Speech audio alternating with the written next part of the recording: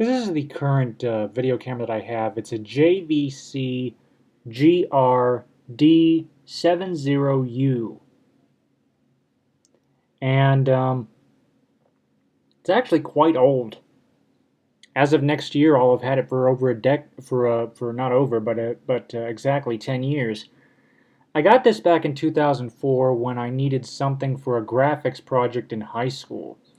And at the time, this was pretty state-of-the-art. It wasn't cheap, but it was a very nice camera.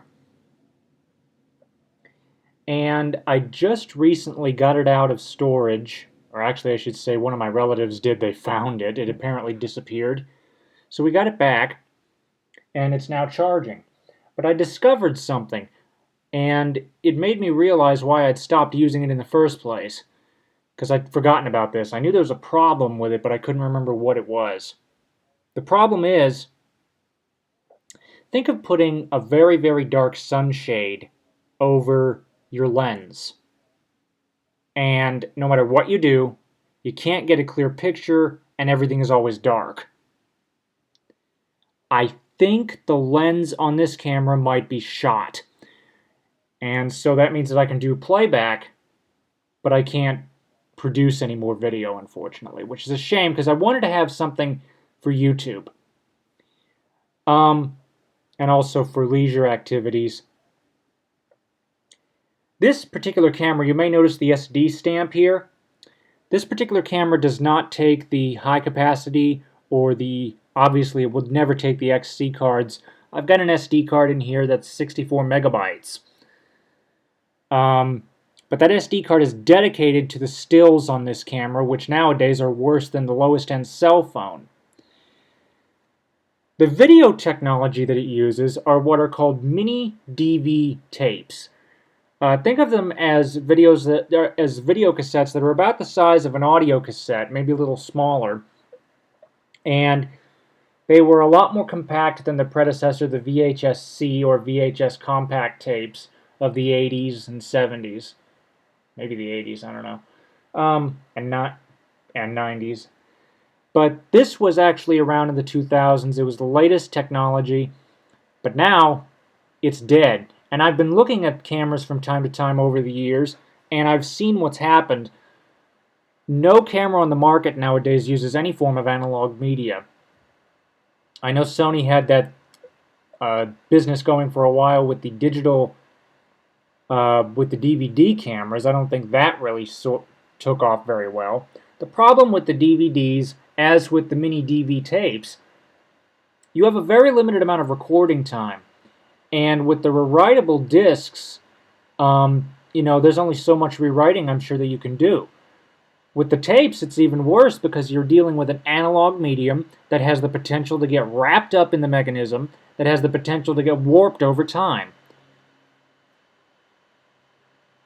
So what I'm thinking about considering replacing it with is this. I saw this the other day at a local electronics store and was blown away by a single feature. And that would be this. This little square here that says projector under it. This thing actually has a Pico projector on board. And you're thinking, well, what's so great about that? You can just hook up a Pico projector to your smartphone. Smartphones don't have the optics. For instance, on this particular camera, at least the one they had on display, I noticed that there was a 55 times optical zoom. There's no smartphone on the market that can match that. But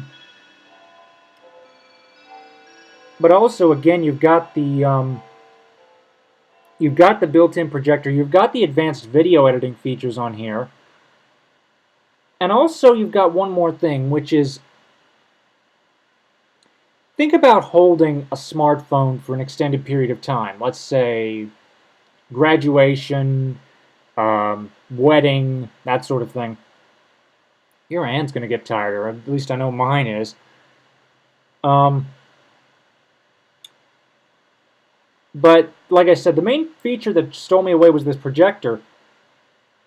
And the main reason is because the projector allows me to not have to worry about hooking it up to a bigger TV, and yet, in effect, having a bigger TV. This projector can project a 100-inch diagonal across image maximum, which I think is really, really nice for somebody with partial sight, because not only can you project what you record onto the SD card or the internal memory, this has 16 gigs of internal storage. Now the video in these DV tapes was only about an hour and a half.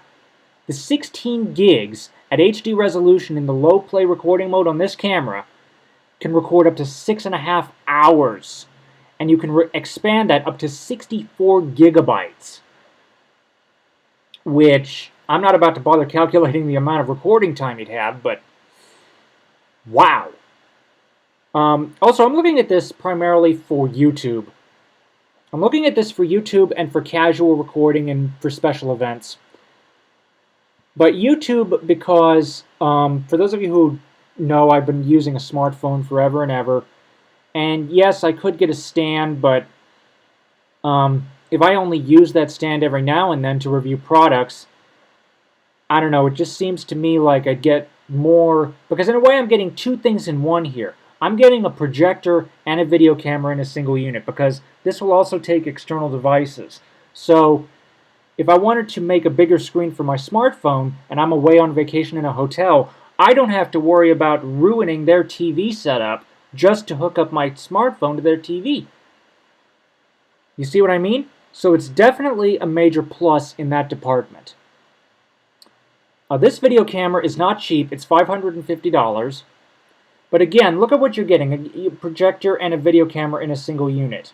A standalone projector, the cheapest one I saw on display at the store that I saw this at the other day, $600, and was much bigger, much more cumbersome to deal with. And as I understand it, the projectors of old, which is what that thing looked like, you had light bulbs, and the chances of that were you had the worry about the thing catching on fire. Well, let's take a look at some more images of this camera. I'm going to zoom out here. Good thing I did. Apparently I'm running low on battery. There we go. Ow. Stupid brightness.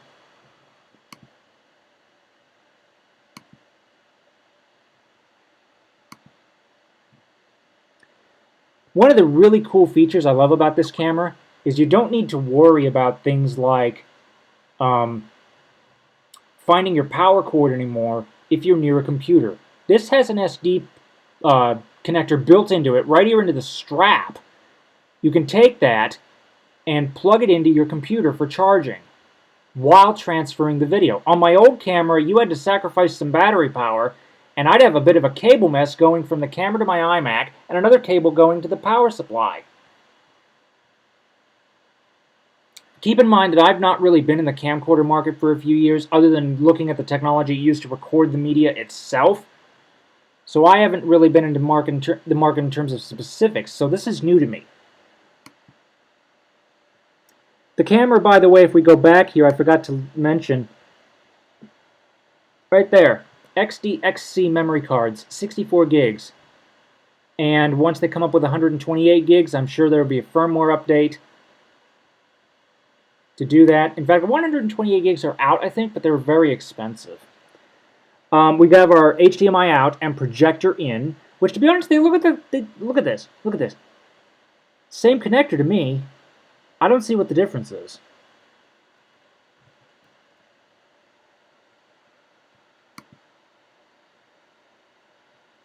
Info lithium battery. On my old JVC, this thing only told you about the battery life in bars, which was a bit of a downer because you didn't know exactly how much time, and if you're out and about, and again, if you have your laptop with you and you wanted to transfer video immediately, you could charge your recorder at the same time. With my JVC, you could not do that.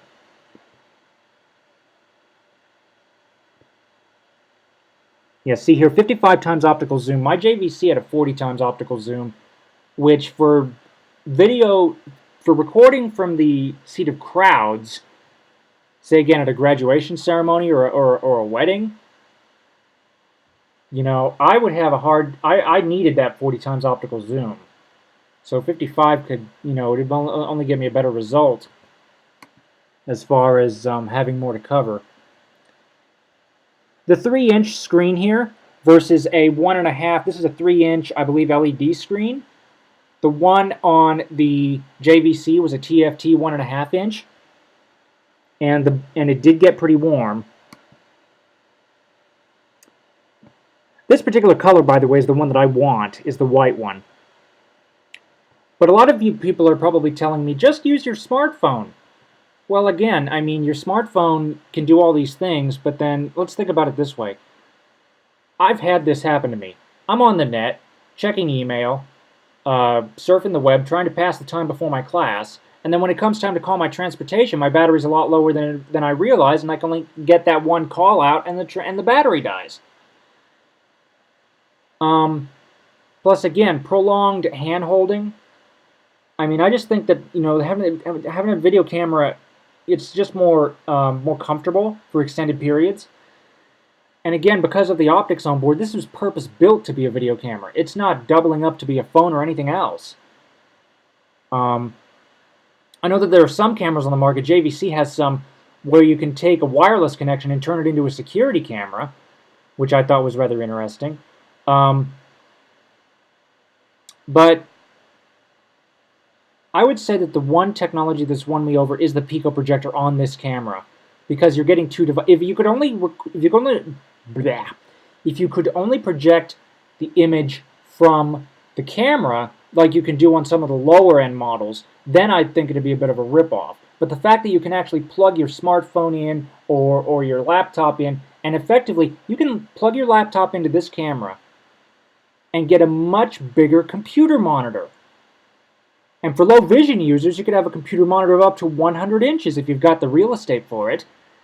I mean, that... think of the advantages here. But now, what do you guys think? Am I